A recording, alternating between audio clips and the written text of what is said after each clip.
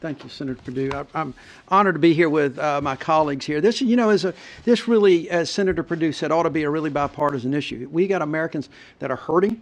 Every one of our communities have been hit with these disasters. Like Senator Perdue and Senator Isakson, my state was hit especially hard right before harvest season with the cotton crop. What was expected to be a bumper crop this year was completely destroyed, gone with the wind, so to speak. And it's been devastating for those folks.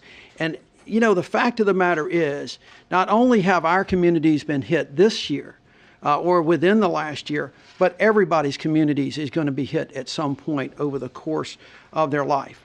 And we need to step it up. And it's hard for folks to understand, and it's hard for all of us to understand why we can't get something done. I've said that, sometimes this is just kind of typical of the dysfunction that we see up here all too often here in Washington, D.C. No fault of anybody up here. It is just a combination of events.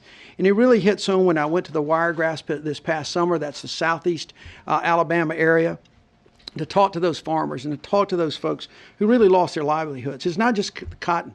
There was 30-year-old timber that had to be destroyed that turned into pulpwood, and that's a big loss for those farmers down there.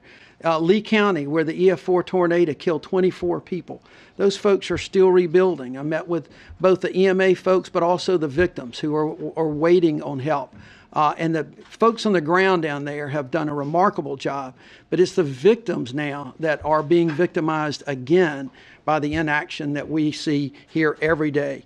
I've visited with all the folks who've lost everything. They want to know what they can do. They're trying to salvage their lives. They're trying to salvage their livelihoods. And in many instances, especially for farmers, we're talking generational. We're not talking about just somebody that's gone into the business and lost it. We're talking about sons who are now having to leave their family farms to do something elsewhere because they cannot depend on the relief that they so desperately need. I visited folks in the hospitals, everywhere else that are looking for the relief that we need. I want to get back up there, but I want to be able to look these folks in the eyes and tell them that we are trying to do everything we can. Because when they look back at you, they wonder, are you really? Are you really? They don't know all the work that these guys have done, all the work that's been done on a bipartisan effort and to get the job done for those. So that's why I'm here today.